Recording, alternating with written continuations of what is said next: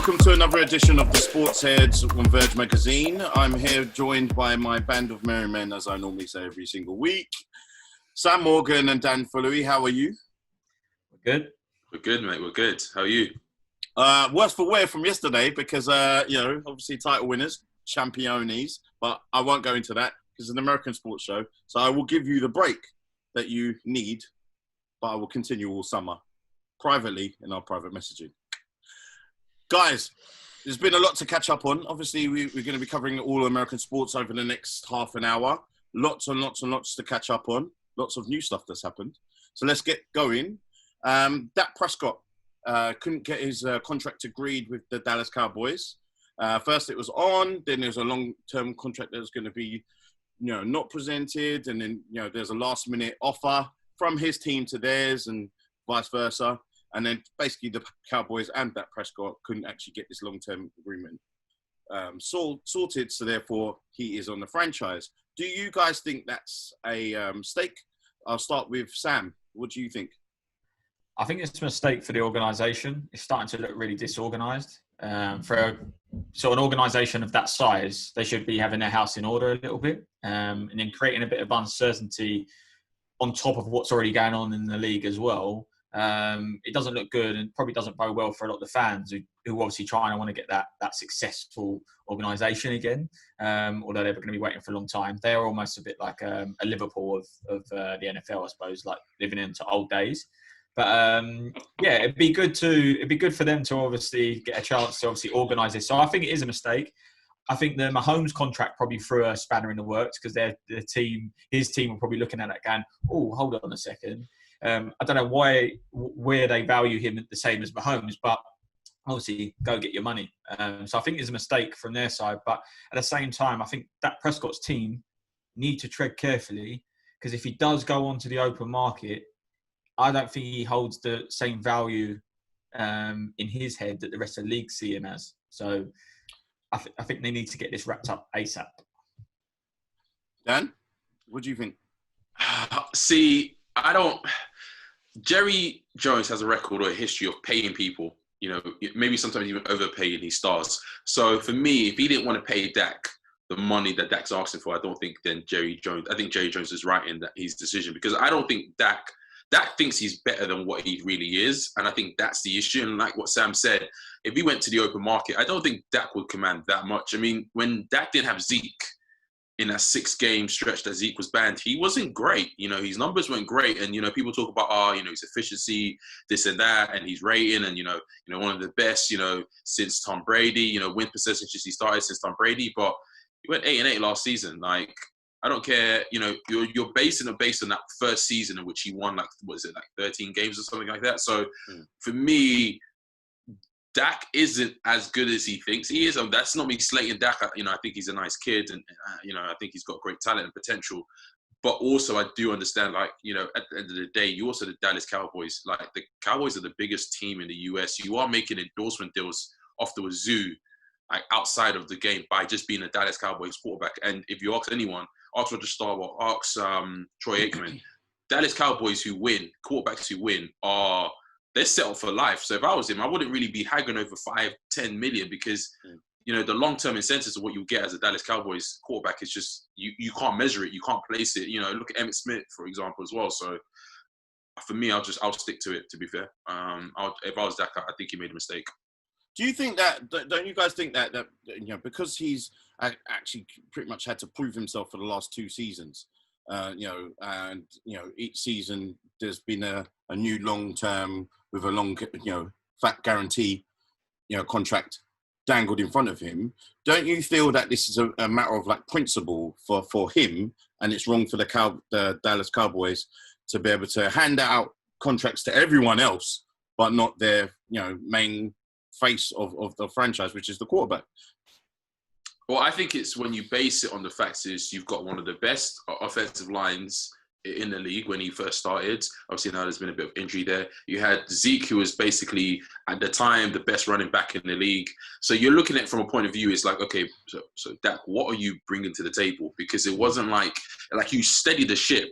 But could I have done that with an Andy Dalton, with that same line, with that same running game? Probably. Could I have done that with any other quarterback? So the question is, I think when you are getting that sort of Russell Wilson, Mahomes type money, you have to elevate the team. Mahomes is the reason the Chiefs won the Super Bowl, not in spite of it. Russell Wilson is now the reason why Seattle are winning games. Not when it was before, it was the Legion of Boom, but now it is him. You know, Deshaun Watson is another person. They're winning games because of him, not, and he's a factor. Can I really say that the Cowboys are winning games because of Dak? No. That's it. At the end of the day, if they rated him that highly, the contract had been done. If there's any uncertainty, it gets delayed, and negotiations will continue. And that's ultimately, I think that's what it comes down to. And that's not just Dak. That's any player. When it comes down, if you're not putting it in what you want ASAP, or at least close to what you want in the early stages, they probably don't rate you as highly as you think you rate yourself. And I think Dan's touched on that. And I think that's ultimately what it comes down to. And, you know, they're seeing, obviously, rookie QBs coming off the draft, probably actually producing the same numbers as him, if not more. So why would you give someone like Dak the big numbers when he, like you say, he's not winning you the games that you need? Yeah, it's a shame for Dak, because obviously you see it's a division rival for the New York Giants, but it's quite disappointing that, you know, someone like him who has actually proven himself, and carried himself in a really, really, with a high standard, bar like one little incident, compared to someone like Zeke, who's, always in trouble. It's a shame that he can't actually get his contract with some, hefty guarantees. But, in the end of the day, he's getting his money. Don't worry. He's far, far from broke. And Sam, can you address Liverpool as the champions of the Premier League and the world champions? Moving on. Antonio Brown, the circus show continues. So 1 minute he's retiring, next minute he's not. He's been training with pretty much I think about between 6 and 8 different quarterbacks. So getting everyone's tongues wagging and seeing. I know that Dan was quite excited to put him to possibly be part of his team. No matter what he says, he's been talking about it off screen. So, guys, now that he's unretired, what do you think the future is for Antonio Brown? I'll start with Dan. I feel for AB. I feel for AB because I think him and going outside of sports now, Kanye, I think those two characters, they've got help. They need help. I think they're screaming for help. And I think AB hasn't put himself in the best situation. I think he hasn't surrounded himself with the right people. He surrounded himself with sort of yes men. And AB's situation is sort of a warning sign and plight to NFL players. Don't tie your identity to football. You've got to find your identity outside of football. And I think AB's tied who he is to catching footballs. And so he sees himself as only that. And I think that's a problem in itself.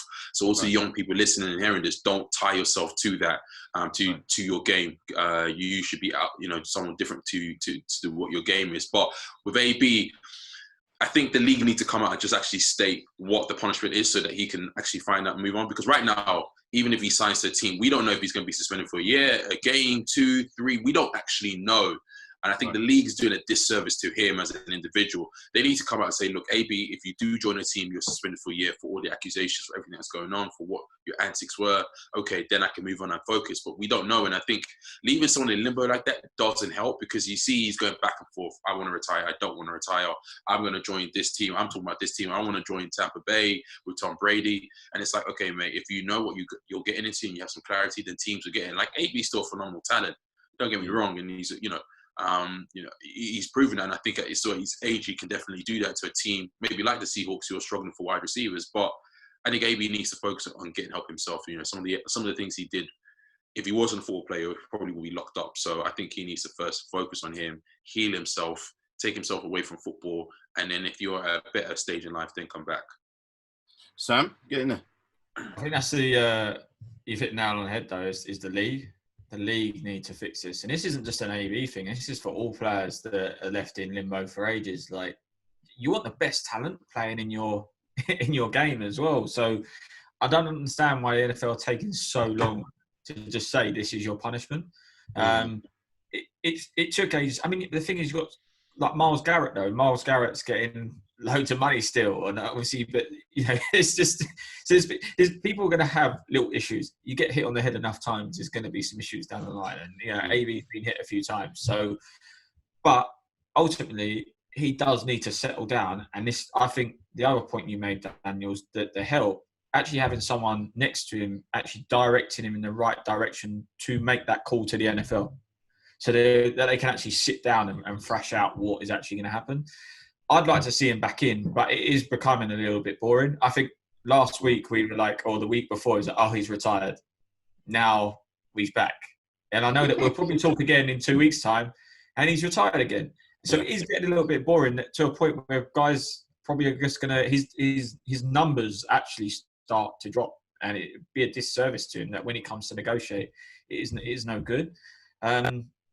Seahawks, in terms of where he actually lands, I think Seahawks is where he needs to go and be the main man. Because I think although he'll go to, if he was to go to someone like the Bucks, AB will start acting up again because he actually won't be the main man. Because you'll still have the personalities of Gronk.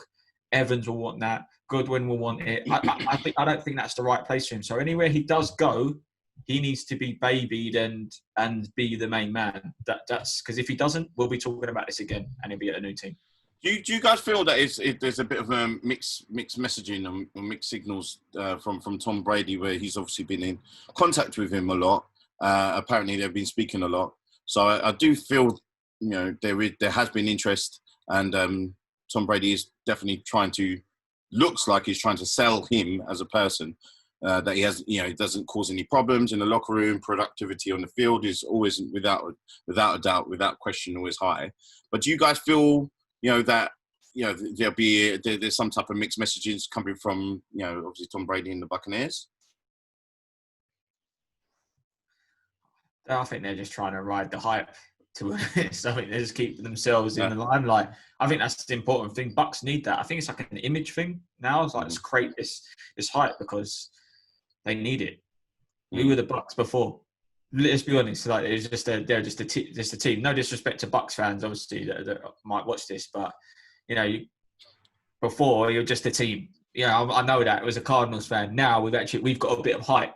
It's like it's great. Ride the wave. Use what you can. But I think they're just talking. To be honest. Yeah.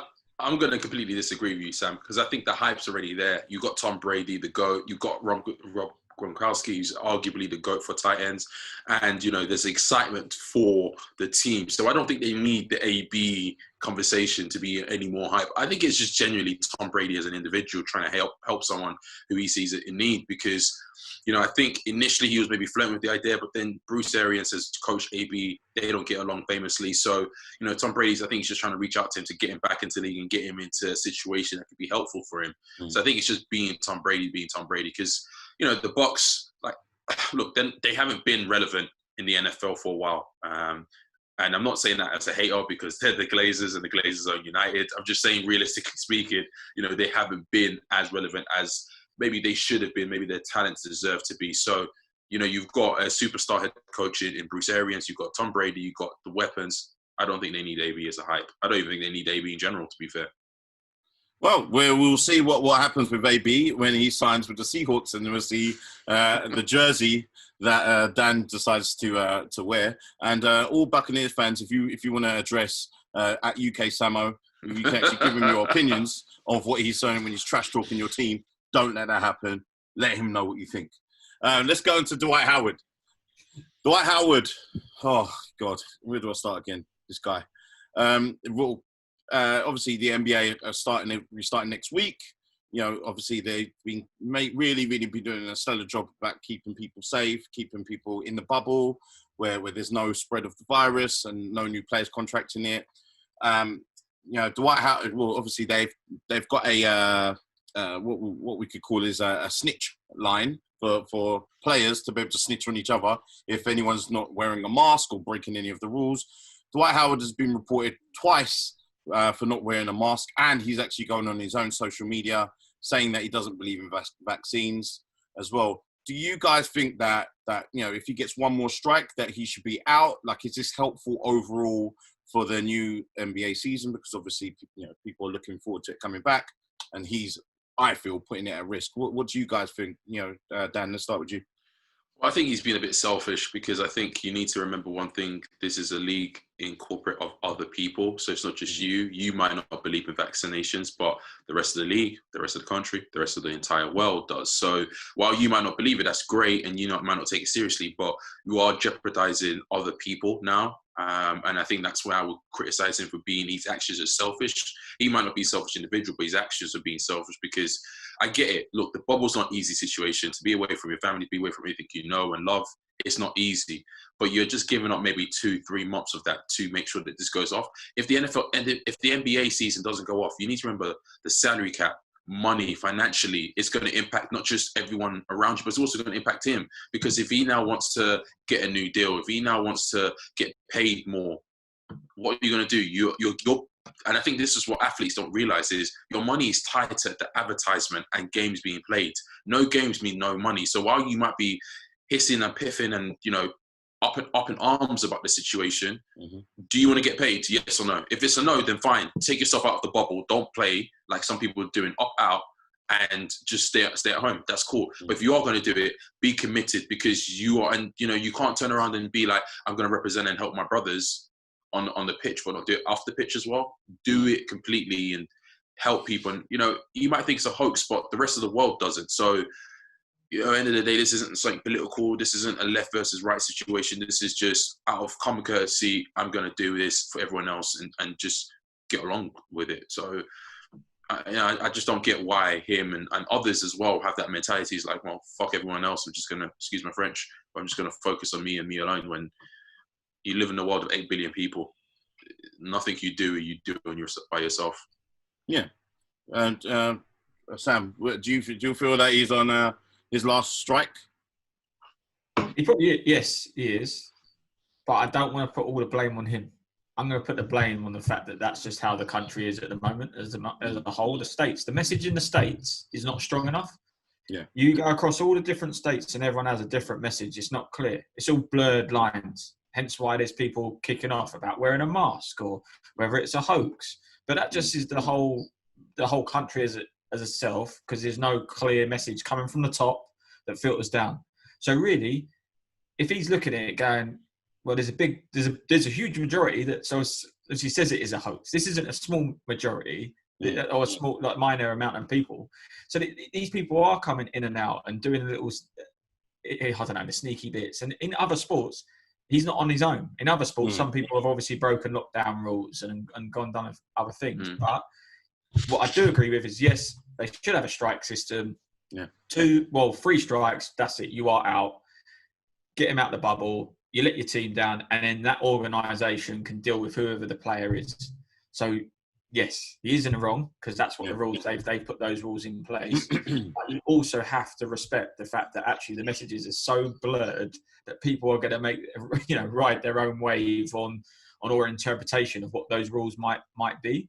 But the NBA, they've tried everything they can to obviously get this to work, obviously by putting it in a bubble. So I hope that the players would respect it. And Daniel was right. If you don't want to do it, opt out. Yeah. Go and sit in your house, or if you want to go and try and play with fire and potentially catch this virus, then go and do that. But do it on your own terms, not putting other players at risk. Yeah. Again, it's the attention seeking of the minority. It always, jeopardizes it for the few, because there's many players there that are abiding by the rules, making sure that they, keep safe and keep everyone else safe. It's with people like him who always have to be in the spotlight in some form of way. Be it if they're pretending to take pictures of LeBron as he's doing his normal pre-game ritual, or he's doing some other nonsense. I think personally it should just be last strike. We've got to send a message to you and everyone else who wants to do the same thing, so this doesn't ruin the season, because it's looking really good from what they've been doing.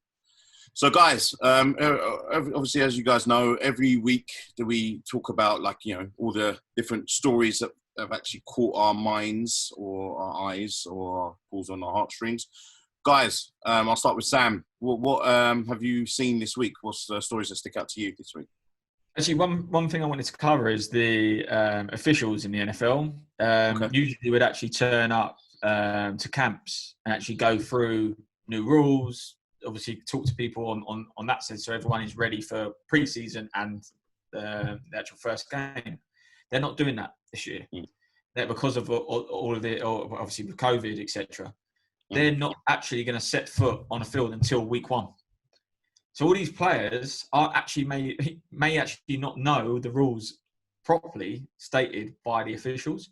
So I think there's going to be a few ups and downs, I think, come week 1, maybe even through to the first sort of 2 or 3 games, because they've not actually had that chance to go through that. So it's just another curveball in the NFL season yet again. I think this is going to be the most disjointed season, just because this is another thing just to add to it. So fans, read up on the rules, because there's some new ones. So don't kick off if the officials obviously go against you, and don't blame the players, because they are probably have not been told exactly what it is officially until week 1. So I'm not liking that one. How can you not do a Zoom call? Dan, what you got? Just quickly on Sam's, that's why I said at least do one pre-season game, just so you can get the nicks and crannies out, just so you can practice, because you need that. But yeah, hey ho, we talked about that last week. I think for me personally, there's 2 things to focus on. I think, people have seen now the Madden rating and sort of the ratings out, the 99 ratings, Patrick Mahomes, Michael Thomas, or sort of 99 ratings to Christian McCaffrey. I think it's sort of debatable, some of the ratings. I think Deshaun should be higher. I'm surprised Aaron Rodgers is where he is right now. So I think some of the ratings, the kind of stuff, and it begs to the question is who is actually scouting these players to then, show these individuals like, look, you are 90 or 80. I mean, Gronk's a 95 and he's been out of football for a year, and the year before that, he wasn't like he was, lighting the game on fire. So, I think sometimes his name, I think sometimes his status. Again, it's like the voting for sort of teams as well. So I think it's one of those situations. And I think the second thing as well, which is kind of big, is, a guy by the name of Tom Curran at the Boston Globe, I believe, or just in Boston, reporter, mentioned that Jerry Rice was the true GOAT of the NFL over Tom Brady. It's hard because I think each position is different. And each position is very hard to say there's a one universal GOAT, unlike you can do NBA with Michael Jordan being the GOAT. But I think for me, if you are going to do a GOAT, I think you need to look at a player who's transformed the game. And for me, I think there's no player that's transformed the game as much than Lawrence Taylor for New York Giants in the last 30 years of the NFL. I mean, if you could not block Lawrence Taylor, you could not win the game. Lawrence Taylor was just that devastating. And people forget, he's one of the few defensive players to win league MVP. Not just defensive MVP, league MVP. Most of the time it's always an offensive player. So that just shows you how dominant he was. Sacks, dominant. For me, he's the best defensive player I've ever seen play the game. Probably the best defensive player of all time. And so for me, if I'm going to put a GOAT, I'll probably put LT. Or you can make a case for other players, but I think I will make a strong case for LT. And you can argue that he changed the left tackle position. We've seen the film Blindside. That's all stemmed from LT. So you wouldn't have a Michael Orr if you didn't have an LT. So we wouldn't have a Sandra Bullock looking as great as she is in that film. So I've got to thank LT for that. So it truly is the GOAT for me. And EA, fix my boy K1's rating. 77. I think he's right exactly where he is right now. I completely agree with it. No, that's like the average. That's the average for the Giants is 77. I can't. You know what? Like literally at this point, I can't say anything just yet. But we'll see when the season starts, and we'll see who's talking then. There's no talking. Your team sucks. Your team sucks. Yeah, we do. I'm sorry, Giants fans. Giants trying to opt out this season. I'll take one. Right. So another. What I was going to speak about is quite exciting little snippets that we've seen of the new NBA season. How they plan to be able to get around the fact that obviously there's no fans there. Lots of plasma screens all around the place. I've seen little snippets of the Heat game. and also the Clippers. And it's been really exciting. They've managed to be able to, kind of replace the fans in obviously nothing can really replace the fans, but they've done a great job with these new screens. So I'm hoping that, baseball and obviously NFL can kind of follow suit and actually just think outside of the box and copy the NBA's formula of making sure that they bring lots of light and excitement. Like, it's really good. So guys, if you have a look on NBA and obviously Miami Heat and and all other little snippets you can actually see on Instagram, and you'll get as excited as we are. So next week we have a NBA special, because obviously the season's starting, so we're gonna have some special guests, and obviously we'll have Chris from Miami back as well. So he's been getting himself ready for this NBA season, and then we'll start possibly thinking about doing some type of points, so we can actually see, with match predictions, who's right and who's wrong, and at the end of the season we'll tally up and see who is the man when it comes to all sports knowledge. Guys, appreciate your time, and we will be back next week, and I'm going to now just start looking at the matchups and try to start seeing who's going to win and who's not, because NBA season has gone it's been so long that I've forgotten who some of the players are. Guys, we'll catch you next week. Check us out on Verge Magazine and Alternative Sports. Until then, we're out. Peace. Brilliant. Did you just pout? You just pouted.